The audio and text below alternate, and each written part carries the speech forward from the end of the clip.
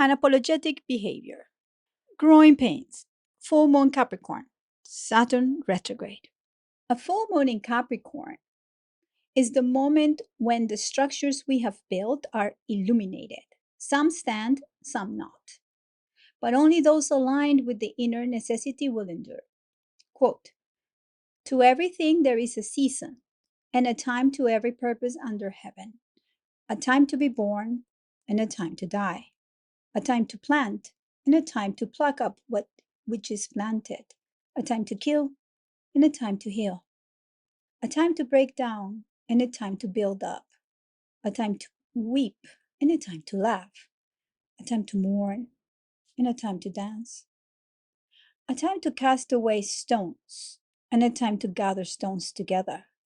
A time to embrace, and a time to refrain from embracing. A time to get, and a time to lose. A time to keep, and a time to cast away. A time to rend, and a time to sue. A time to keep silence, and a time to speak. A time to love, and a time to hate. A time of war, and a time of peace. Ecclesiastes 3:18. Ding! 'Tis the time to revise what being a responsible individual feels like. This full moon in Capricorn on July 10th is inviting a deep reflection on accountability, maturity, and the fabric of life. Saturn, its ruler, is about to turn retrograde on the 13th, and several longer cycles are pointing to what needs to dissolve, confront, or hold. We should check where Saturn is transiting in our chart. In my case, it's on the second house. Right now, Saturn is in a tight conjunction with Neptune. In my chart, both are squaring the nodal axis. This full moon at 18 degrees of Capricorn marks a culmination, especially around effort I've made to mature, to structure, and the responsibility I've been embodying to value what matters. Tuning into the frequency. Lately, I've been feeling a deeper sense of responsibility around my needs and what I truly value. In other words, my finances, and how to do a better job with them. How to tune into the frequency of embodying value without too much effort so it doesn't feel like limiting but supportive. Pisces rules my second house, and Pisces is very much like, oh, I can manage this. I trust everything is going to be okay. But I don't want to keep all the numbers in my head. I've been implementing some discipline with some flow.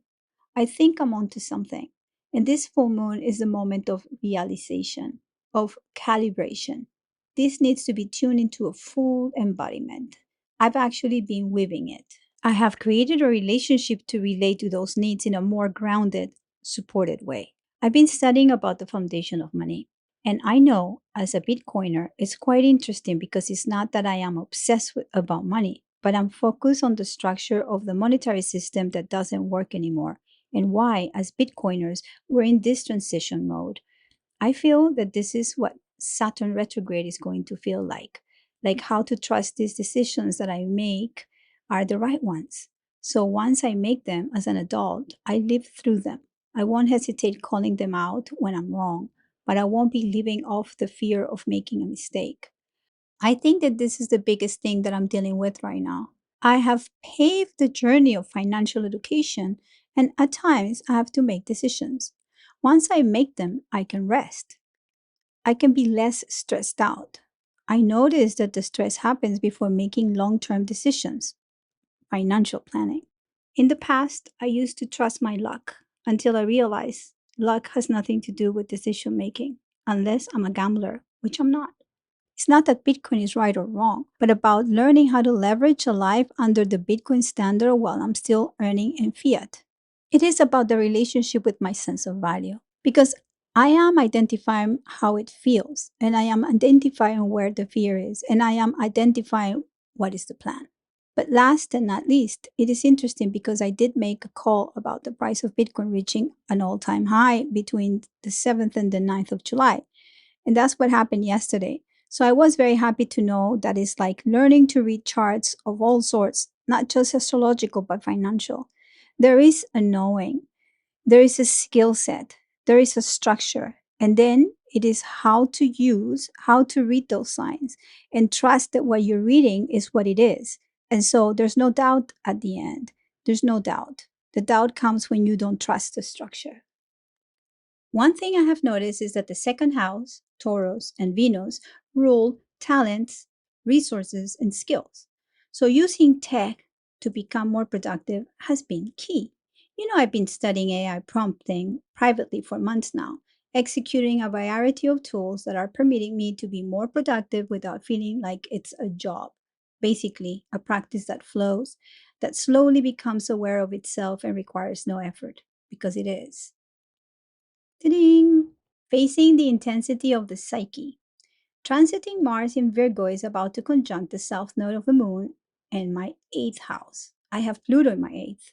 So there is a confrontation with the intensity of my psyche. But Saturn has been very efficient this past few years, showing me that I'm actually growing up, that I'm embodying what I preach. And my north node is saying, I gotta do this with my heart, but I have to do it creatively. I can't just wing it.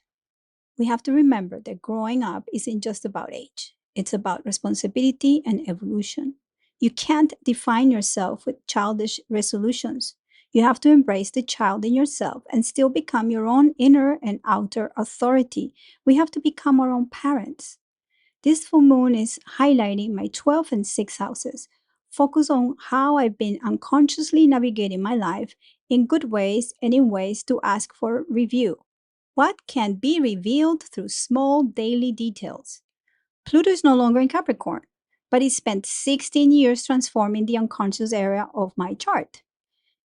It is finishing the upgrade of my operating system. With Saturn, Capricorn's ruler, about to return to Pisces, it is asking, what still needs to dissolve that still needs to end? Quote, one does not become enlightened by imagining figures of light, but by making the darkness conscious. Carl Jung, from Collected Works, Volume 13, The Philosophical Tree, paragraph 335.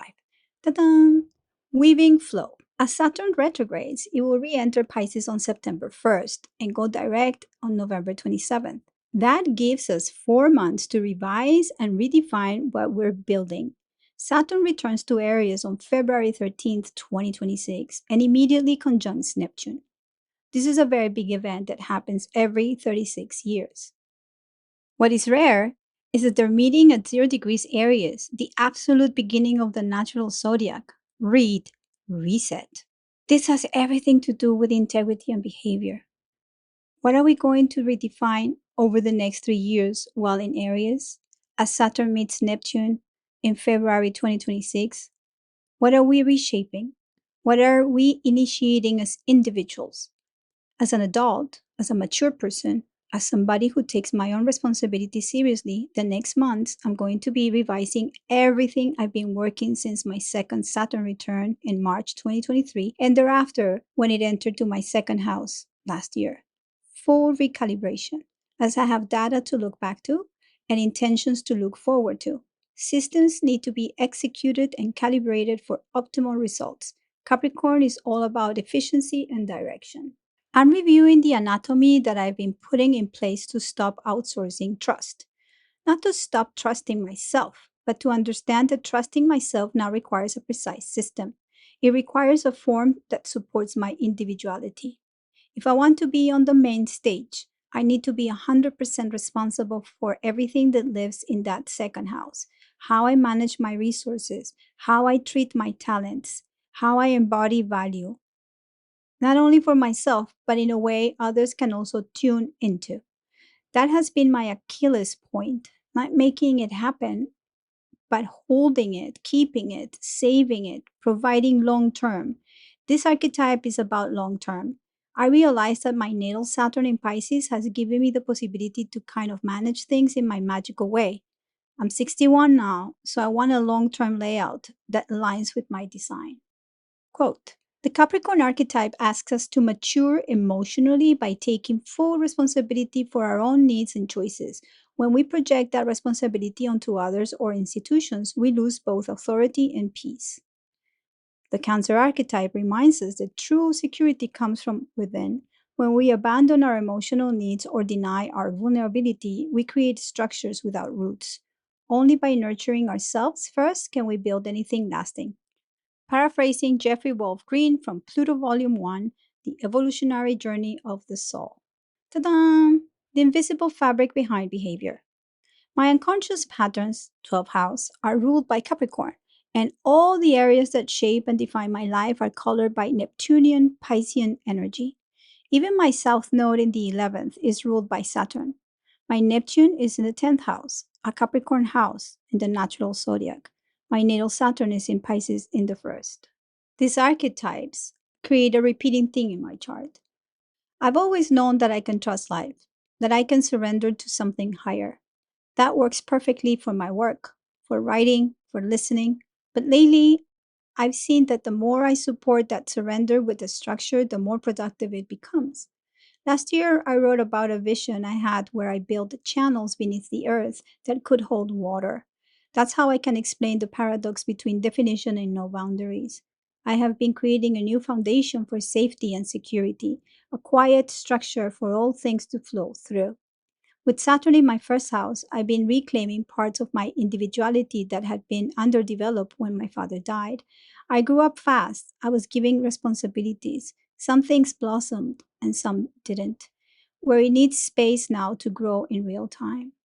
Saturn in my first house is the same archetype as Saturn in Aries. I'm giving the next 3 years to work with that. It's beautiful. Everything is aligned. The connection between the 12th and the first house is now clear. Pluto has been transiting the 12th, dismantling unconscious behaviors I inherit or built to survive. I'm slowly making them conscious. Soul confrontations. The eighth house is different from the 12th house, which is unconscious patterning symbolizing suppressed conditioning and karmic imprints that bind us to past patterns until we consciously dissolve them through reflection, solitude, or spiritual attunement.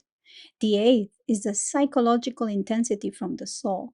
This is where Pluto Scorpio rules, where we either confront or reject that which enslaves us with intensity, addiction, fixation, codependency, and the place where we're all least empowered.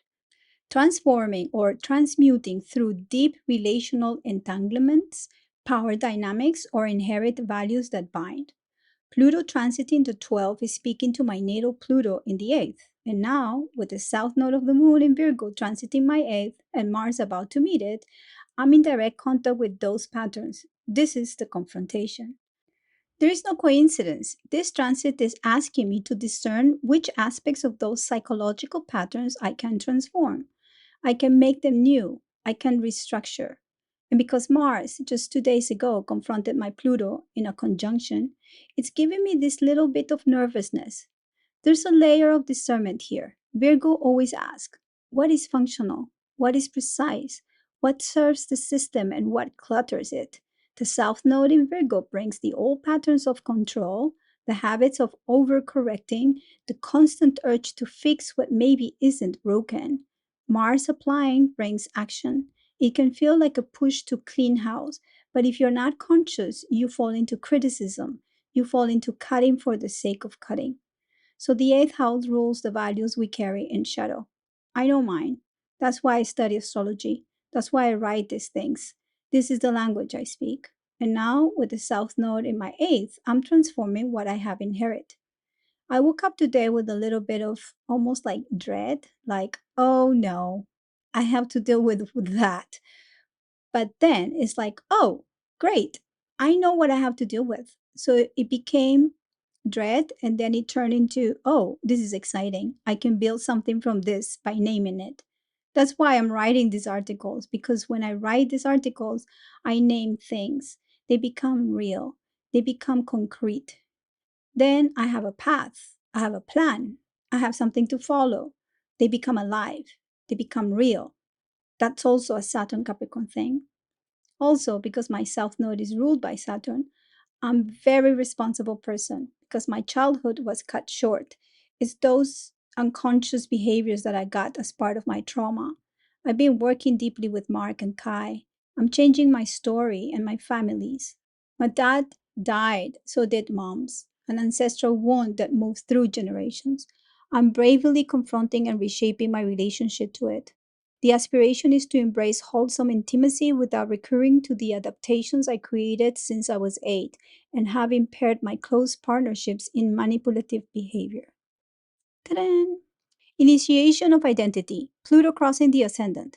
It has been said that when Pluto crosses one of the four cardinal points, ascendant, descendant, midheaven, or the IC, your life changes at the root. I already lived through Pluto crossing my midheaven and conjuncting my moon, followed by my Neptune, between early 1988 and the end of 1991. It coincided with my spiritual awakening. When Pluto crossed my moon in Scorpio, it awakened ancestral memory and deepened my emotional field. It asked for truth from the inside out. As it moved over my midheaven, it reshaped the course of my life with a clarity that came from within. Then Neptune followed. It dissolved all forms and softened the ground for a more surrendered, imaginal way of living. Now Pluto is about to cross my ascendant. It is probably the most personal of them all. It is a reset. It's the return to 0 degrees of the natural zodiac. It is the rebirth of identity. And because I've known for years that this was coming, I've been preparing. That's why I love astrology. It's about awareness. By meeting the moment from a place of trust and embodiment. I've seen people go through Pluto crossings without knowing what was happening. Some would resist the change and had big confrontations. But when you know beforehand, you can let it transform you gradually and then gracefully. Death and rebirth are one and the same. I won't call it an ego death. It's a new form, a soul refinement, an intensification of what's essential. Pluto's transits are not like Uranus that shock your foundations. Pluto doesn't destroy out of nowhere. It transforms slowly and deeply. When you meet it with honesty and with maturity, like all good crises, it results in a profound initiation. I thought Pluto will hit my ascendant in 2028. It will, but I checked the ephemeris and realized it's going to happen sooner. The first time Pluto touches my ascendant is the day before my birthday in 2026. Then it will go back and forth 3 times before it stays in my first house. That's why I'm already feeling like I'm in a renaissance. My perspective has been changing nonstop since 2018, and it will keep changing. Pluto is currently squaring my Jupiter, and it will keep doing so for another year. This is the peeling, the shedding, layer after layer. I've seen what this transit does to others when they resist. It can be brutal. You end up blaming everyone else for a transformation that's actually meant to liberate you. I witness it up close. That's why I'm not frustrated. I know what this is. I've been preparing. I know I'm taking the persona of, I'm becoming unapologetic. That is what this is. Ta-da! Micro practice and self responsibility. As practice, I've been creating new containers of how to relate with this frequency.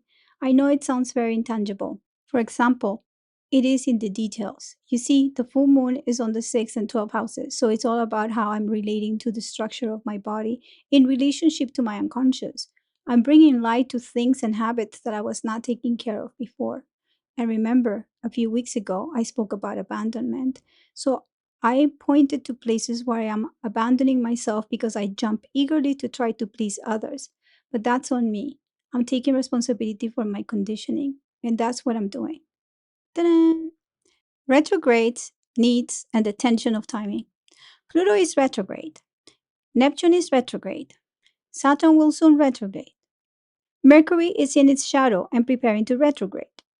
These are initiators of deep internal revisions. They operate as individuation. This summer is about recalibrating the ones already made. Neptune retrograde asks, are you living from direct connection or chasing illusion? Pluto retrograde, we're already feeling the collective shakeup.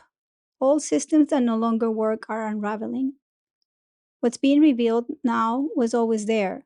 We're just ready to confront it. Saturn is still the anchor here. As it prepares to re enter Pisces and later meet Neptune at 0 degrees, is asking, what's left to dissolve? What foundation supports the future you are choosing?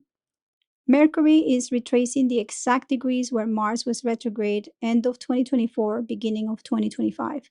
So those stories of courage, conflict, and boundaries are being reviewed mentally.